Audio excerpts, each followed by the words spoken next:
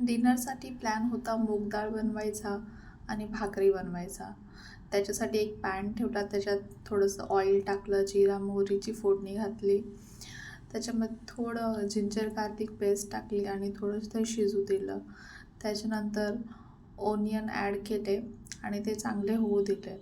Onion थोडेसे लालसर झाल्यानंतर त्याच्यामध्ये टोमॅटो ॲड केले.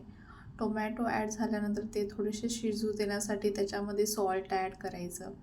नंतर थोडंसं टर्मरिक टाकायचं आणि ते थोडंसं झाकून शिजू द्यायचं, कारण की टोमॅटो आणि जे मीठ असतं ते लवकर शिजतं ते मीठ टाकल्यावर. 2 मिनटं झाल्यानंतर ते काढून पाहिलं तर हे चांगलं झालं होतं. तर त्याच्यामध्ये आम्ही लाल चिली पावडर, लाल तिखट टाकलं 2 चम्मच. ते झाल्यानंतर ते चांगलं मिक्स करून घेतलं आणि मिक्स झाल्यानंतर त्याच्यामध्ये डाळ ॲड केली. डाळ थोडीशी धुवून वगैरे घ्यायची आणि त्याच्यामध्ये ॲड करून टाकायची. डाळ आणि तिचे पण ते मिक्स प्रॉपरली झालं पाहिजे. ते मिक्स झाल्यानंतर 1 ग्लास पाणी ॲड करायचं. 1 ग्लास पाणी ॲड करावर त्याच्यावर झाकण ठेवून द्यायचं, म्हणजे ते चांगलं शिजलं पाहिजे. इथे मी भाकरीची तयारी करत होती. थोडंसं ज्वारीचं पीठ घेऊन याचा छानपैकी मस्त मऊसर एक डो बनवून ठेवला. मला फक्त 2च भाकऱ्या बनवायच्या होत्या, कारण की ऑलरेडी चपाती होती, थोडासा राईस होता, तर त्याच्यामध्ये आमचं होणार होतं.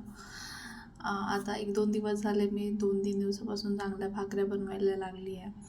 तर ही भाकर झाली. थोडा तवा गरम केला होता, त्याच्यावरती भाकर टाकली, त्याच्यावर थोडंसं पाणी शिंपडून घेतलं आणि मीनवाईल पाहिलं की आपली भाजी झाली की नाही. आपली भाजी पण ऑलमोस्ट झालीच होती. ही भाकरही झाली माझी. ही भाकर परतून घेतली आणि थोडीशी भाजीकडे लक्ष दिलं. भाजी झाली होती, डाळ छानपैकी शिजली होती, मऊसर झाली होती. तर आम्ही मस्तपैकी एका प्लेटीत काढून ती सर्व केली.